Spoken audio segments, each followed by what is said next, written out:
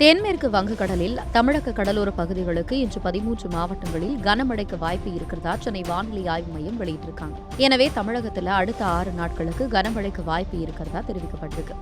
அதாவது மயிலாடுதுறை, நாகை, திருவாரூர், தஞ்சை, புதுக்கோட்டை, திருச்சி, சேலம், தேனி, திண்டுக்கல், விருதுநகர், மதுரை, சிவகங்கை, ராமநாதபுரம் உள்ளிட்ட மாவட்டங்களில் இன்று கனமழை பெய்யலாம் என்று தெரிவிக்கப்பட்டுள்ளது. நாளை அதாவது அக்டோபர் 8 நீலகிரி, கோவை, தேனி, திண்டுக்கல், ஈரோடு, கிருஷ்ணகிரி, தருமபுரி, சேலம், நாமக்கல், திருப்பத்தூர் மாவட்டங்களில் கனமழை பெய்ய வாய்ப்புள்ளது. மேலும் நாளை மறுநாள் அதாவது அக்டோபர் 9ஆம் தேதி திருவள்ளூர், காஞ்சிபுரம், வேலூர், ராணிப்பேட்டை, கோவை, நீலகிரி, திண்டுக்கல், தேனி, தருமபுரி, கிருஷ்ணகிரி, திருப்பத்தூர் உள்ளிட்ட மாவட்டங்களிலும் கனமழை பெய்ய வாய்ப்பு உள்ளது என்று தெரிவிக்கப்பட்டுள்ளது. கனமழை பெய்யும் போது 40 கிலோமீட்டர் வேகத்தில் பலத்த தரைக்காற்று வீசக்கூடும். புதுவை மற்றும் காரைக்கால் பகுதிகளிலும் லேசானது முதல் மிதமான மழை பெய்யக்கூடும். சென்னை மற்றும் புறநகர் பகுதியில் வானம் ஓரளவு மேகமூட்டத்துடன் காணப்படும்.